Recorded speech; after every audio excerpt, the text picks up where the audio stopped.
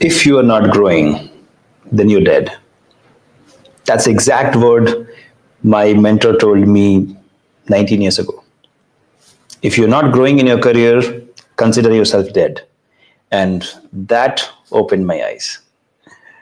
And today, as I look back, I must thank him because he didn't just carved a better professional out of me, but he showed me the path where I should be in the future. Today's webinar is one such webinar which is going to be an eye opener for all of you. Welcome to Biotecnika, everybody. Welcome to this webinar where we are going to talk about the growing career opportunities into the ever growing biotech industry. Now, like I said, if you're not growing, you're dead. But here is biotech industry exploding with growth, exploding with opportunities, but only for those who are ready for it. Now, the question is, are you ready for it? If the answer is yes, let me know in the comment section. Are you ready for growth? Are you ready to be a part of the biotech industry? Is that a yes or a no? Let me know. So as we are getting started today, let me tell you about a brief about the biotech industry. Well, we keep talking about it on our channel, but whether it is dry lab, wet lab, QA, QC, FND, no matter at what stage you want to get into the biotech industry, it requires the right kind of skill set. Okay. So we call it like, okay, if the growth is uncontrolled, it is cancer or obesity, right? So the growth has to be controlled and directed. A unidirectional approach towards your career goal will help you achieve your career goal, right? So how to achieve this career goal? Well, you need architects, right? Remember the famous buildings which we have in our country, like the Taj Mahal or the Antilla by Mukesh Ambani, right? How are they so beautiful? Is because they were designed by architects. But have you heard of a career architect? Well, I have one today with me.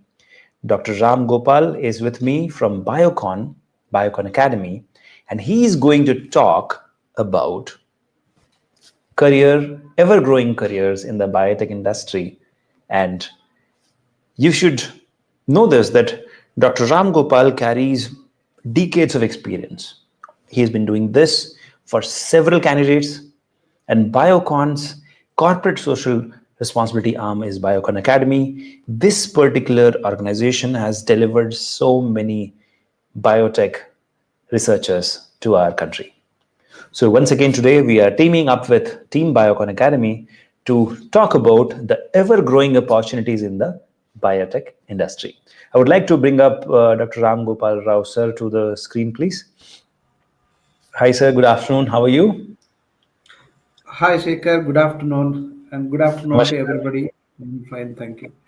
Thank you. Thank you so much for joining us today. So, just before this webinar, we were talking about the career opportunities, and you shared that today we have something amazing to be talked about. So, without wasting much time, sir, we would request you to start with the presentation, and then we will jump onto the Q&A. And like sir has said, he wants to spend more time with all of you. So, please go ahead and ask your questions while he's presenting, so that we can pick them up together with you, right? So, sir, over to you, and let's get started.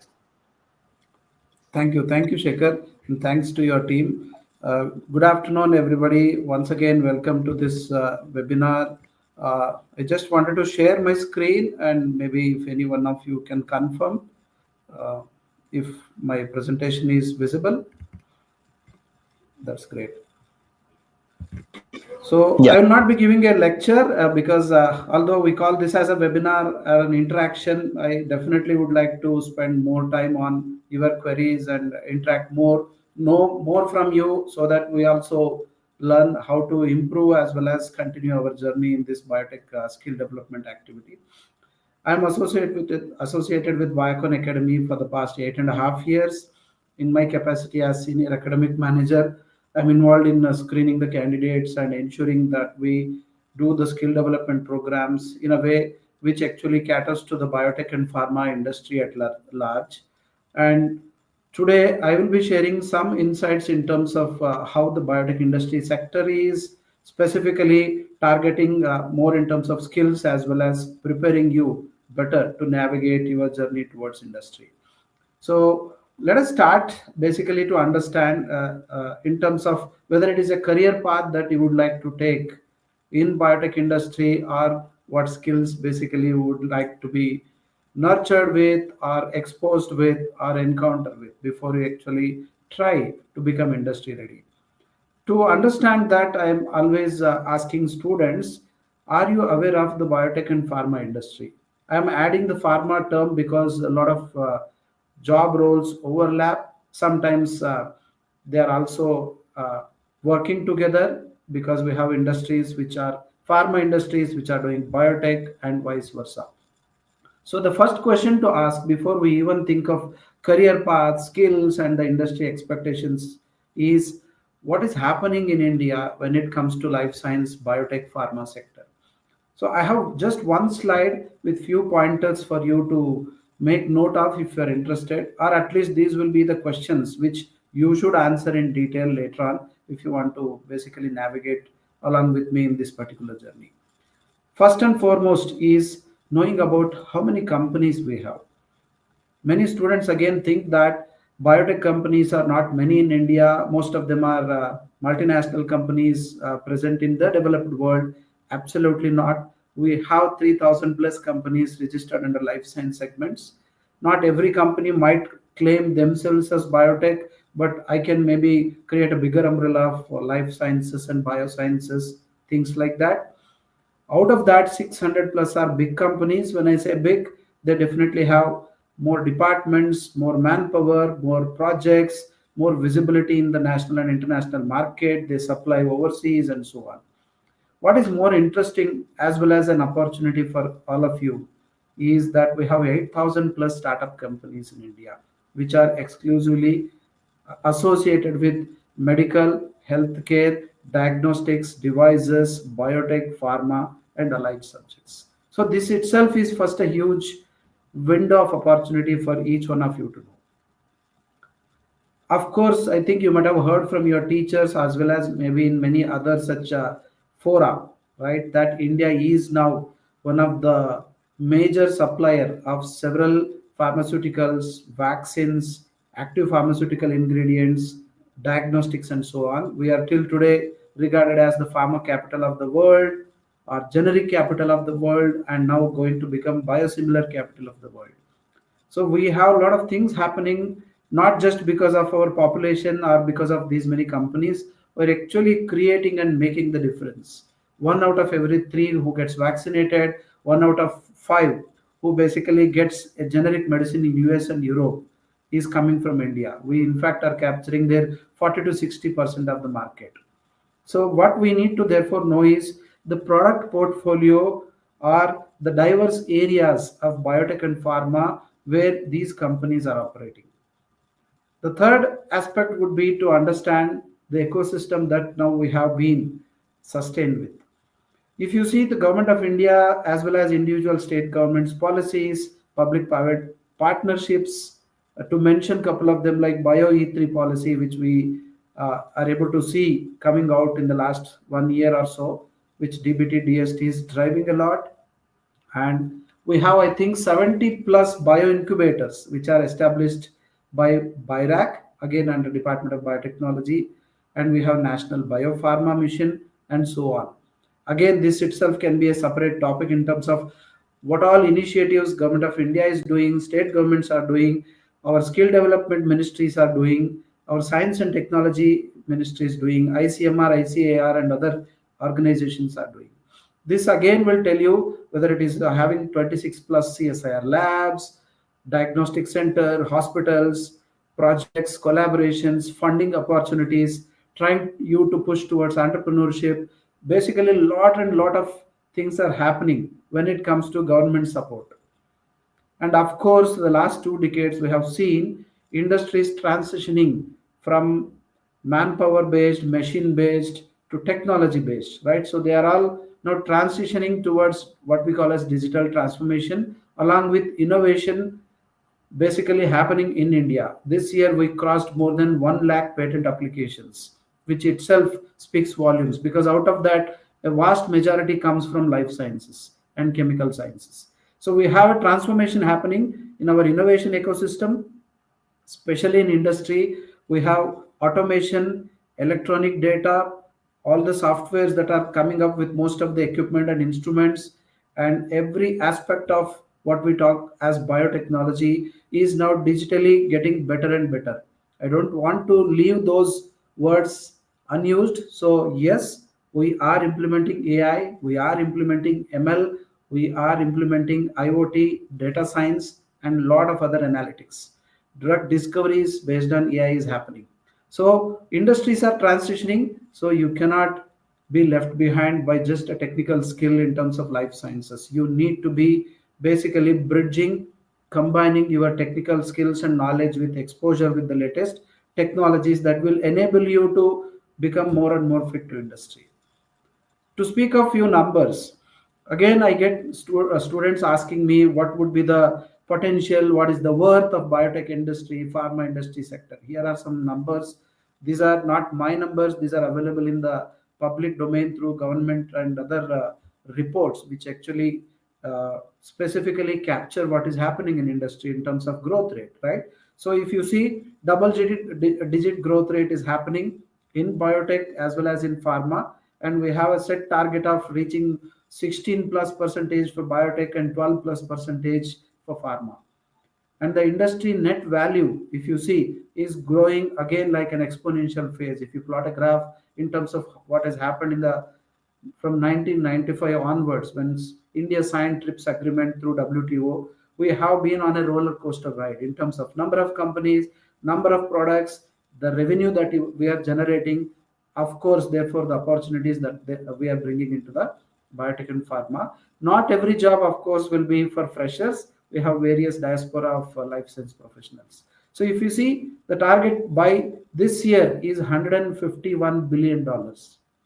Believe me, in the next 5 years, we have a target set by Government of India as $300 billion.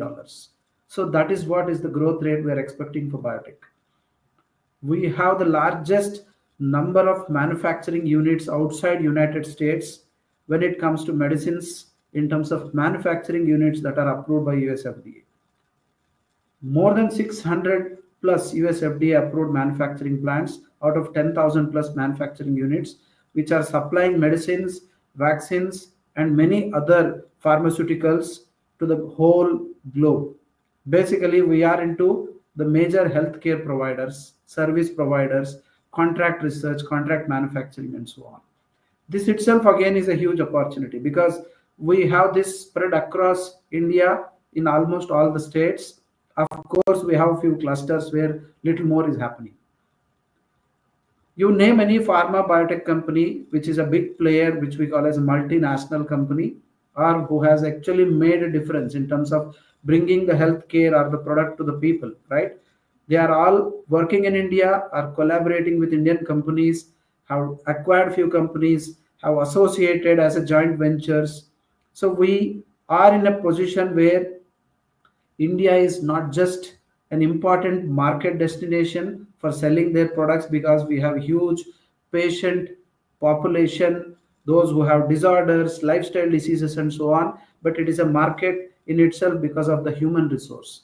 It is a market because of the clinical trials that are being conducted in India. So we have all those collaborations happening. You again can go back and search what all new projects, new initiatives are happening, how companies are now thriving and expanding and actually changing what we call as the CRO CRA market in India to do a lot of contract manufacturing, clinical research, as well as other services that we are providing now in devices, diagnostics, and services. Last but again, very important part of this discussion is to know how the spread of this biotechnology is in India so far. I was always looking at some of the graphs till last couple of years where biopharma was playing the leading role. I can say the lion's share, more than 50 to 60%. Now I'm also happy to see that the latest statistics show that bioindustrial is occupying almost half of the total Indian biotechnology and pharma sector, followed by biopharma, biomedical, bioagri, and bioservices. It's not the percentages that are important. what definitely you should take as a cue is that these are the areas where you have a lot of things yet to be done. These are the opportunities. These are the places where companies are venturing into bringing new innovations, new products and services. So this is how the Indian biotech sector is today standing. We are till today not catering to more than 4.5% of the total net revenues when it comes to the global biotech market. But that's a huge opportunity because we are really having potential in terms of human resources, trained manpower, 3000 plus universities and educational institutions, hundreds of companies and organizations like Biocon Academy, which are also trying to bridge the gap and ensure that you transition into industry. With this background, now let us deep dive into what are the career paths, right? Because this is what is our today's menu. I can't cover every sector of biotechnology, so what I will do is restrict more towards core biotech and biopharmaceutical industry, which I am also associated with. So I have divided this into five different segments, as you can see in this slide. The first one being the most favored in terms of the students' interest as well as awareness, which is R&D. And when I interview and talk to students, they always say that I want to do research, I want to develop products and processes, blah blah blah. It is very important to understand the subsets and the divisions and the departments and align that with your skills, which I'm going to share in the next few slides. Then we have clinical and regulatory, where it's all to do with basically testing as well as getting approvals and ensuring that you enter the market right at the right time to basically provide the services. The industries recruitments, if you see, more than half of the recruitments happen in quality function, quality department, which takes care the lion's share, again because you have quality control, quality assurance, microbiology, where they ensure testing, where they ensure every stage and every activity that is happening follows the GMP, GLP, GCP norms, so that you take safe, efficacious medicine or a vaccine or a diagnostic to the people. For ensuring that industry spends a lot of money, and they are also having regulatory expectations and people expecting quality products. So you have huge opportunity in terms of quality job roles, which again I will discuss in the next slide when we connect that to the skills. Manufacturing, this should be the area where I always specifically advise to the BTech, MTech, and BE graduates and postgraduates that this is your bread and butter. If you are ready to work in biotech sector, be on the shop floor because you need to basically understand each unit operations that happen to ensure that whatever R&D is doing is translated into a final product which reaches the market. And manufacturing guys really toil a lot 24 by 7. And today, because of the advancements in technology and what I was mentioning as digital platforms, manufacturing is also going more in terms of not only laborious kind of a job but a smart job, because almost every equipment and instruments and facilities are now coming with the software, coming with automation, coming with digital data capture and a lot of access control. And this is not a cup of tea of just a diploma or an ITI or a high school graduate, which some of them were transitioned and were working in earlier pharma industry. Biotech, biopharma industries need skilled manpower who actually understand the latest technologies and the instruments. The last one I call as support functions, where there are plenty of departments. I have not listed everything, but this is again just a glimpse to tell you that these are the various paths basically available to you when you want to venture into industry. The question you need to ask, whether your degree, UG, PG, or certifications, or training, or project, or dissertations, or your summer internships, how they are aligning with any of these departments, how they are aligning with any specific industry and their product. That's the homework you have to do so that you will be able to basically present yourself as a candidate who is not only aware but also skilled. Before I conclude this discussion and take up questions, let me share what I call as my own recipe to the students in terms of planning their careers aligned with those departments. To start with, of course, every teacher might have told you, your siblings and seniors might have told you, start from the foundation, basics. Go back to biochemistry, go back to cell and molecular biology, go back to microbiology, start with microbiology, start with gram staining, start with PCR, start with normality, and so on. Every interview, they don't ask about cloning or computational biology or about your downstream processing or things like that. They definitely start with basics. So if you are good with your biomolecules, if you are good with your DNA, RNA, protein, if you are good with some of the applications that have resulted into biotechnology, right? Starting from the life sciences, starting from zoology, starting from all those foundations, which we call as immunology, microbiology, biochemistry, molecular biology, genetics, and so on. That is where you can impress on interview panel that yes, you not only know about the latest technologies, but your foundation is strong. Then, depending on the departments, I'm just going to share some of the specific skills. If you talk about quality assurance and regulatory affairs, what industry looks is technical documentation.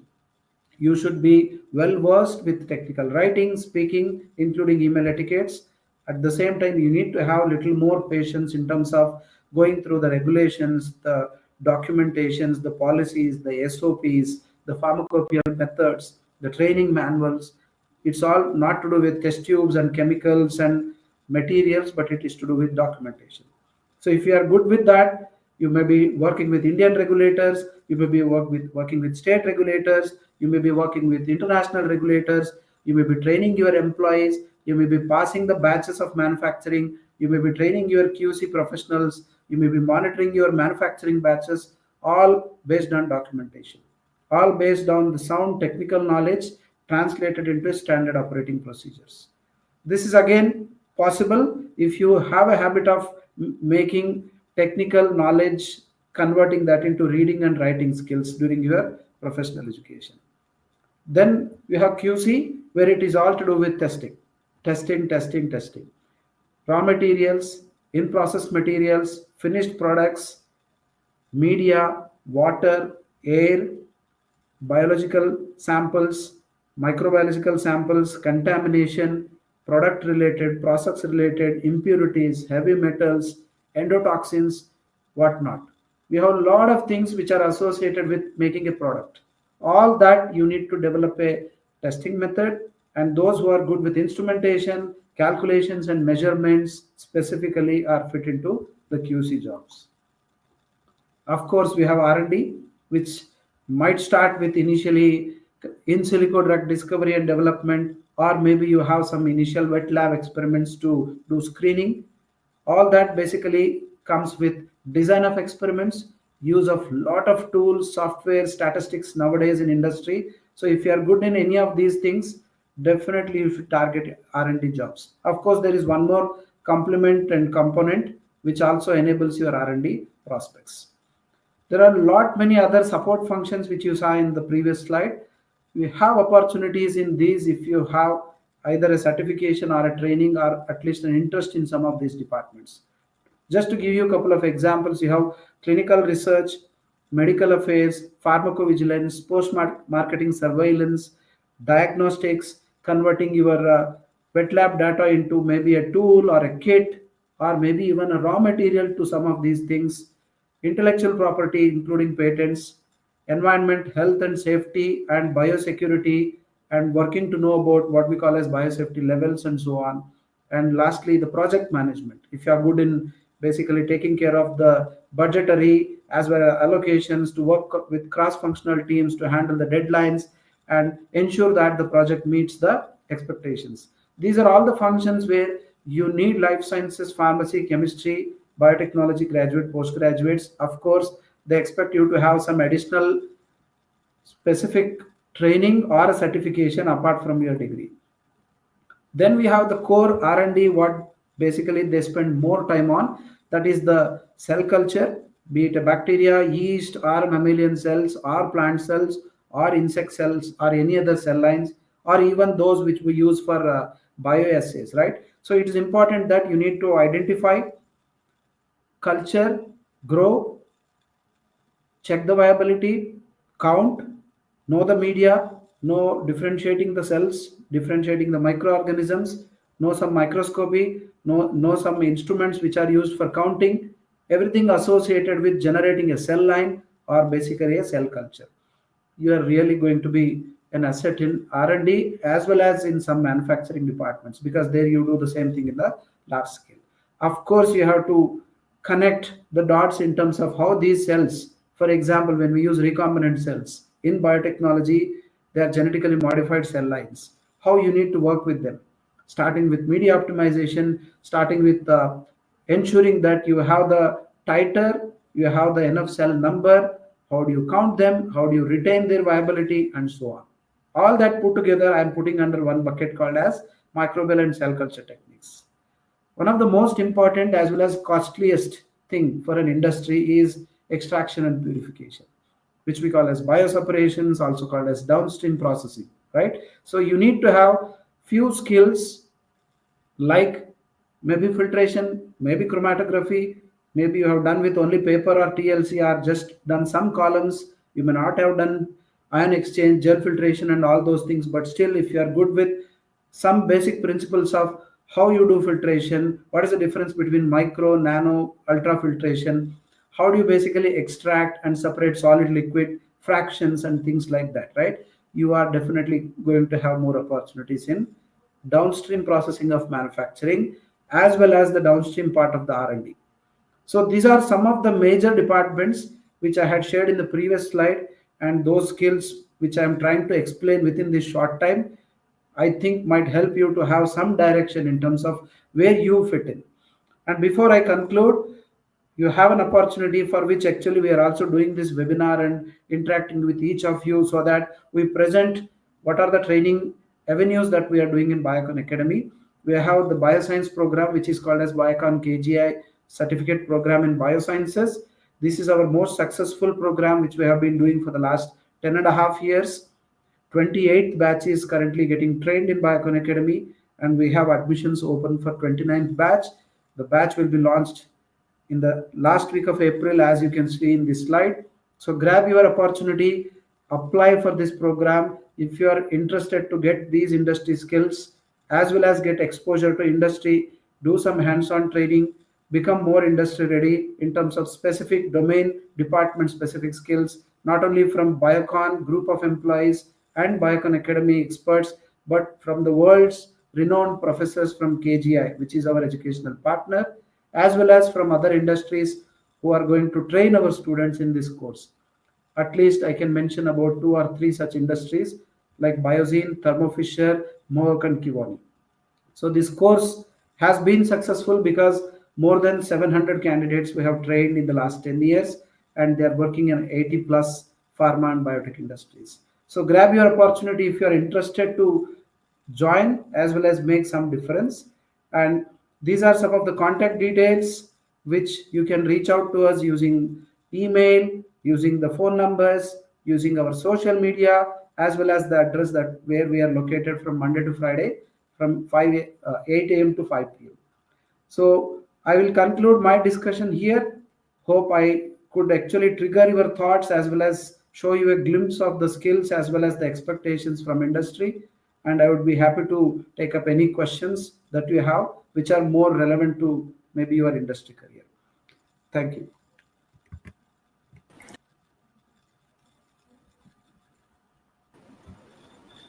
Thank you so much, Dr. Ramgopal. Thank you so much for those insightful slides.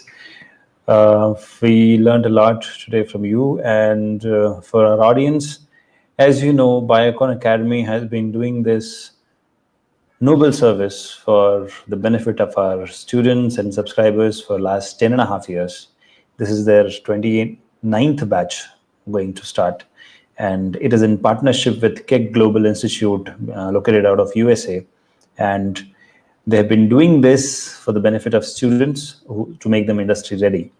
And if you could throw some light, Dr. Ram Gopal, on this course, how does this help the students get jobs and get placed into the industry? If you could share some light on that. Sure. Thank you. Thanks for that. Uh, this is a 4.5 months full-time training where we'll be training you on the end-to-end of drug discovery and development, covering both small molecules, biologics, biosimilars, vaccines, devices, basically all the possible types of biopharmaceuticals and products which are out there in the industry. You will Mm-hmm. be basically exposed to fermentation, process development, and you will understand how to move from lab scale to pilot scale as well as to the manufacturing scale. Then the Right. students will get an exposure to understand how quality assurance and quality control departments function and how they maintains the safety, efficacy, and the stringency that is required to bring in the quality products. Right. Then we have a course on regulatory aspects because that's where the connect happens between industry and the market, right? So True. we take them through the Indian, US, and other regulatory regime in terms of how the molecules are basically approved for either manufacturing or marketing. Then, of Right. course, we have subjects on fermenters, bioreactors, mammalian cells, molecular biology, and so on. All this put together, what we call as the theoretical part of the industry application oriented learning is one of the major component of our training. Of course, Mhm. they get training inside the Biocon facilities as a part of our functional visits, where the employees of Biocon Biologics will handhold them and take them through all the facilities inside the clean rooms where they get a first-hand experience of the industry. It's not like a window shopping for a day, but they get that training for 4 months, and it's a Mhm. huge, huge opportunity which Biocon is bringing to all those aspiring students because it takes a lot of efforts to get someone inside the GMP facility where there is Mhm. actual manufacturing happening. Right, right. So in the meanwhile, now, students and audience, it's time for our Q&A. So feel free to ask your questions. In the meanwhile, I'll be picking some questions, sir, and displaying on the screen. You can answer them. So first question is from Abhinav, and he says, "Are there any resources which helps us, that is biotechnology student, to get updated about research updates?" So you have Biotecnika. I think that's the answer. Yeah. So Of course, yeah, that can be definitely the best starting source, which has already the experience as well as an ocean of knowledge for them.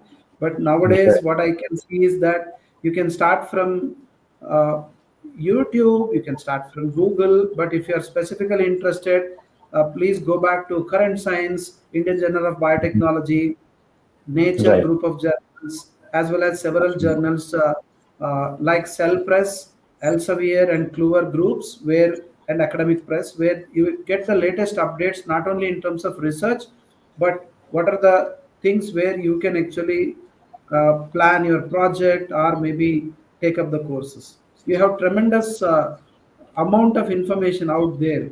In fact, I was recently discussing with a student where they say, "Sir, we can ask these questions to even our Chat GPT and Gemini, who are going to bring a summary of these things in terms of resources." Right. Right. So you have plethora of opportunities and plethora of sources now to learn from. So next question we have is from Unfiltered Vlogs. Nice name. I would like to know the dry lab opportunities for biotech students abroad. Is this a better option than the wet lab? Over to you, sir. Wow, this is very interesting, and thanks for asking that. When you say dry lab, basically, you're talking, I think, about the computational biology as well as those in silico things which we do, right, as an enablers. And now there is no industry which is not including this aspect in their discovery, development, or production, or even supply chain. You name any other departments, there are these dry lab specific skills, but do not restrict your learning into what are available as free resources. Because when I meet bioinformatics students, many a times I see that they don't understand what is an algorithm, or they don't know how to tweak in that project or a problem when it comes to troubleshooting. So you cannot rely on your dry lab exposure only using the free resources where you are treated as a technician but not as a competent graduate, right? So it's a better option if you complement that with some of the wet lab skills as well. That is icing on the cake. Right. Right. So the next question which we have is from Sarthak, and he says, "What is the scope of bioinformatics? And if it is there, why very limited institutions are offering courses on it?" Okay. is connecting with the previous question, but yeah, bioinformatics is used in industry. Of course, you will not have hundreds and hundreds of job opportunities coming in this area. Let me be very clear, because this is not the area where they will hire many people, because they are using this mainly in their R&D, as well as to improve some of the processes to bring in any in silico or any digital transformations. So what you should definitely target is all those IT companies, all those tech-based companies which are into now the healthcare segment as well as the biomedical segment, and you should also target the government institutions where you have research opportunities, where you have plenty of avenues, because like recently government of India has come out with their own sequence database, which is exclusively accessible to the Indian student and researchers. Now, this was all created by those bioinformaticians who are working with the government institutions. So you should definitely target not only industry but both academia, research institutions, and industry. And bio IT companies. Right. Okay. So the next question we have is from Manoj, and he says, "Please tell me what would be better to end up with a 3 years program or a 4 years honors program." So this has been a huge confusion nowadays with the NEP coming in. If you could NEP, clarify yeah. that. Yeah. Manoj, NEP is implemented in some of the states. So one is whether you have an option to choose an option first based on your short-term, long-term plans. Because what you get from your 3 years as a degree, on 4 years you get an honors. That itself tells you that an honors degree will come additionally with a few more credits to you, or maybe a project and a dissertation experience. So if you're going towards a higher education or a PhD program, an honors degree will definitely matter. If you're looking for an immediate job, then a 3 years program, even with a dissertation project, would suffice. So it's not like a one fit all kind of a solution. It mainly depends on what will be your career plan and which will be your project area, what you're going to work on. Right, right. I hope that answers your question, Manoj. Moving forward, next question is from Rajesh, and he says, "Please tell me postgraduate biotech jobs." Okay. Rajesh, this is a pretty broad way that I can see. What you would like to ask is that for MSCs and MTechs, whether we have biotech jobs. Of course, the other way I had been getting questions that whether we have jobs for BSc and BTech, but yeah, most of the industries prefer masters because they not only have the uh, breadth but also the depth in one or two areas. So you have a horizontal growth and vertical growth both possible being a master's postgraduate biotechnology student. Please remember, you have to do the SWOT analysis and align with any one or two departments when you actually go and seek job in the industry, because you cannot share all the 26 subjects and 30 labs in your CV and say that I know all these things. You have to differentiate yourself in terms of what is your ESP and identify those one or two skills. Maybe I know this instrument better. Okay, I can operate an HPLC. I'm good in molecular biology. You have to specifically narrow it down so that you actually target those jobs. Right. So, moving forward, now we have a question from Khushi Patel, and she's asking, "Is it worth it to go for a master's in industrial biotechnology from abroad?" Okay. Kushi, I might be sounding partial with this answer, but take this with a pinch of salt, even others. Now I see that gone are the days where you only need to go abroad to get the best quality education. I see True. hundreds of universities and colleges now in India which are offering excellent infrastructure, highly qualified, experienced faculty. In fact, Biocon Academy has trained 150 teaching faculty in the last 5 years as a part of our faculty development program, which I also have been associated for the last 3 years. So I know I have traveled across India with more than 150 universities and colleges, met thousands of teachers and seen their laboratories. They are doing exceedingly well in terms of not only conducting their courses, in terms of providing the degrees and certifications, but transitioning towards publications, developing technologies, developing IP, and so on. So, if your idea is to get exposure abroad, it's good, but you need not definitely choose going abroad just because it was the case with your seniors and previous generation. And now with our Trump freezing funding, probably it's not the best idea to go abroad. Stay in India. We have excellent opportunities, and of course, Biocon Academy is here to upskill you. So nothing to worry there.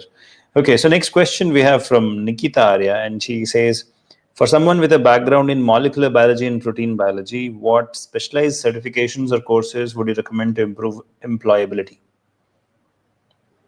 Molecular biology and protein biology are part of your curriculum, or have you done some additional work in terms of a project, or maybe you had an internship something? That is point number one.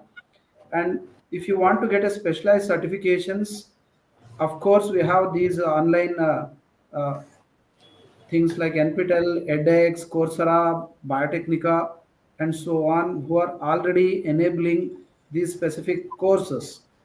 But please again remember, you need to have those technical skills in terms of demonstrating when I talk to you. When I what I mean I is, if you're talking to an industry expert or a professor seeking PhD, are you able to showcase those certifications and the skills in terms of your communication, what we call as technical communication, not just English. That is, if I ask you to talk about, okay, can you use your molecular biology to give me a plan to develop a COVID drug, a biologic? You should be able to tell me in terms of what kind of experiments you can design, how will you use the bioinformatics approach, how will you use molecular biology approach.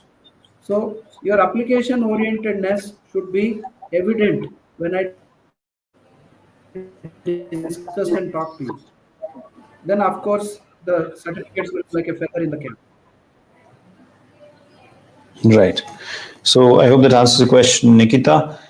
Moving forward, there's a question from Khushbu Meena. I've done BSc Zoology and MSc in Biotechnology. Now I'm confused what to do further and I feel stuck. Khushbu, don't feel stuck. Zoology is the basic science, which is definitely one of the strong foundation for biotechnology. Because what we do today is, whether it is a veterinary science or animals or to the humans, all the services and products that we are generating has a strong basis with zoology. Just to give you an example, there is no product which can come out without going through toxicological as well as safety evaluation, which you know, which we call as preclinical animal studies, right? So you have a strong opportunity if you are good with zoology and animal handling skills, where you can apply your biotechnology skills to make those products, whether they are safe, effective or not. Maybe you can also work in those institutions which are actually developing veterinary medicines, vaccines, and things like that. So this is not a feeling you should get that you are stuck. Align your biotechnology knowledge more towards those which you derived during your BSc zoology. Right. So I hope that answers the question, Khushbu. Moving forward, we again have a question from Nikita, and she says, "How can fresh postgraduates improve their chances of landing roles in companies like Thermo Fisher, AstraZeneca, or research institutes like CCMB and CSIR?" Nikita, CSIR is a government department under which CCMB is one of the lab. So there Yeah. is no separate lab as CSIR lab. Just to correct this for all our participants, there are 26 plus labs under Government of India under CSIR. One of that is CCMB. And uh, your question has two parts, so let me come back to the first part.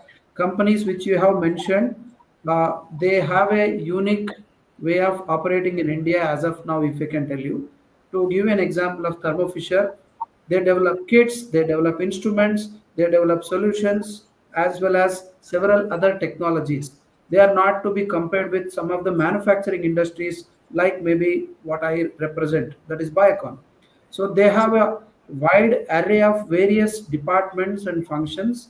If you just take again Thermo Fisher as an example, it is a aggregation of life sciences, chemical sciences, biological sciences, microbiology, biochemistry, cell biology, immunology, and so on. Or the other way to make it easy, They have acquired companies like Life Technologies, Invitrogen, Fisher Scientific, and Thermo. That means you name any equipment, any kit, any raw material, DNA, RNA, protein, they are making it. So the kind of jobs, therefore, they have is more to do with marketing, business development, product specialists, and support specialists, not just scientists. Because not every company of this kind are manufacturing in India. So you need to identify, therefore, again, and going back to the skills. You have to map their job roles with your skills.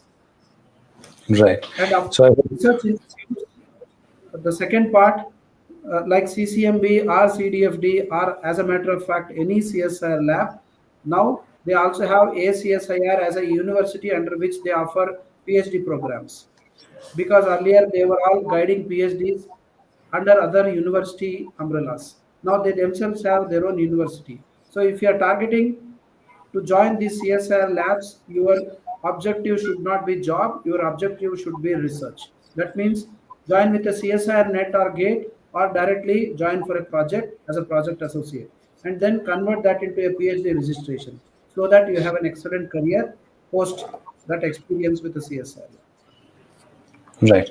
So I hope that answers your question, Nikita. You need to match the job description with your skill set and work on it. Definitely, you can get a chance to work in these top companies. Moving further, Khushi Patel adds to her previous question: is it worth to get a admission in University of Glasgow for Masters in Industrial Biotechnology? I think I would be doing uh, wrong in terms of campaigning against any university to say whether something is good or bad. Right. At the same time, I will take this as an opportunity. Recently, Biocon Academy has collaborated with University of Glasgow, where Oh, their wonderful. master students will be coming to Biocon Academy from UK, where we are training them in Biocon Academy and Biocon. So Awesome. that tells you a story. Awesome. So, next question is from Manoj again. What is better, BTech Biotechnology or BSc Biotechnology, according to you? Okay, this is a What most industry you common prefer? question I get. Let me add that. Manoj, if you are good in basic mathematics and statistics and want to also develop products and processes, definitely go for a BTech. If you are good in science and want to do research, want to expand more into the core domains of life sciences like biochemistry, molecular biology, immunology, bioinformatics, cell biology, genetics, and so on, definitely BSc is better. But BTechs will give you an immediate job opportunity more preferential than the BSc because there they ask MSc. The other way around, they don't ask MTech mandatory, but in case of BSc, many a times industries expect a master's. Right. So, I hope that answers the question, Manoj. Moving forward, we do have a question from Lakshmi Balasubramaniam. How much will a PhD in bioinformatics make a difference if I want to take up freelancing, or I can just jump with the experience of certificate courses and short-term projects? Okay. Not sure whether I will be able to answer this, but maybe Shekhar later on you can also add. What I Sure. have seen is PhD in bioinformatics is definitely a strong candidature to work in either academia or industry or institutions. But at the same time, if you want to be a freelancer, hope you understand that companies who want to take up freelancing services in this sector expect you to hold some technologies or bioinformatics tools and platforms as your IP or as your maybe proprietorship, because otherwise they will just ask you, why should we hire you? I can hire a bioinformatics professional in my industry or my institute. Why do I take your service? Either you are good in some maybe algorithms which you have developed, which you have commercialized it, or maybe you are good in some coding so that some of the biological problems you are able to address for genomics and proteomics approaches. So if your USP is in terms of some service enabled with some technology and platform, definitely go for freelancing because that's the thing which is going to come up. Right. Moving forward, we have a very interesting question from an audience as a student who has been rejected by Biocon Academy twice, it seems. If you could tell him why he has been rejected. Right. Yeah. I know. I think maybe this is also expressing their feedback and anguish. I can understand. We have set some expectations in terms of eligibility, which is based on the industry expectations as well as the working model in which we are currently operating. See, Biocon Academy alone cannot cater to everybody out there in the market. As of now, we are catering to say around 200 candidates in a year, where some of these stringencies are there as a part of our eligibility requirements. Of course, I empathize and I understand that marks and grades should not be the only criteria. Maybe that's the point which I think he would like to point it out to us. We will definitely take this feedback and discuss internally and see how we can also address to those students which who are immediately not meeting the eligibility. Just to address to some extent, what we tried is we started four more courses, one in industrial microbiology, one in quality control, one in regulatory affairs, one in sterile manufacturing, where some of this stringency was reduced. Anybody now who holds between 65 to 68, we are also considering for them. Right. So I hope that answers your question, Isaac. Keep applying to other programs at Biocon Academy where the requirements are not that stringent. However, definitely in future they will try to accommodate you if in case. So moving forward, we do have a question now, which is connected to this question actually. What is the criteria for admission in this KGI program? Prabhu Kalyan. Prabhu, the criteria is that you need to be a BTech or a MTech or an MSc or a BPharm, MPharm graduate or postgraduate with a minimum percentage of 70 or 7.5 CGPA without having more than a year's gap. If you have some gap, maybe you worked or you did some internship or training, still we understand and take. As well as we encourage returning mothers if they have any valid reason and they want to come back to career. So that's the only criteria. But of course, once you apply to this course, uh, you will also be going through a HR round of screening followed by a technical round of interview because you know we cannot do miracles in 4 months. So what we definitely test is your subject basics and willingness to learn and cope up with the training requirements. So once you clear that, there is a prescribed course fee. You will be getting an official admission letter from us and you can enroll for the courses. We do 3 batches of this per year, and every year you have every 4 months you will have one batch coming up. Right. So I hope that answers the question, Prabhu. Next question is from Anita, and she says, "What's the age limit for this training which Biocon is providing?" There is no age limit because we have seen where candidates who maybe took a job, went for IT, then they thought it is not my cup of tea. I want to come back to life science and biotech. So instead of saying age gap, what we are seeing is career gap as well as gap after or before your education. So we see if the candidate is still having the subject relevant basics and there is not much of a gap beyond what we prescribe for our course. Like I said, 1 year gap without you doing anything because of maybe pandemic, because of some health issues is understandable, but you should be in touch with the subject and you should be able to therefore meet the eligibility criteria. That's all. Okay, so that means people with career gaps can also apply, and that's next question actually. From Rini Michaels, he says that can I get into Biocon Academy after a 7 years career gap? My background is in industrial biotechnology. Rini, you can reach out to us with your resume because we would like to see what you were also engaged during that 7 year gap. Was there a specific reason? Because I don't want to take this platform to discuss the details of a one on one kind of a case, right? So, definitely Right. you can send your resume. We'll look into that and our team will get back to you. And thanks for Right. asking about. Yeah, Rini. That's really valuable question. All right. So next question will be from Study Account. He says, "I'm a PCB student. Can I study biotechnology, and is it really worth it? And can I expect a good salary after doing MTech in India?"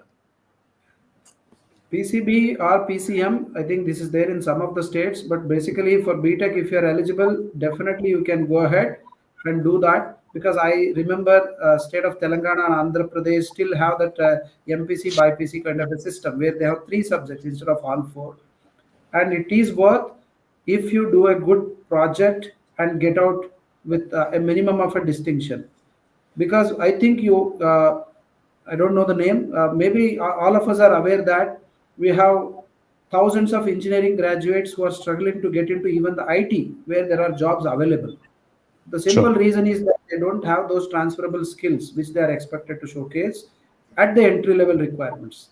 For biotechnology, which is definitely a research and product based domain, you need to ensure that your BTech is valuable, not just for the sake of percentage and degree, do it, but do it with a purpose to do a good internship and a project.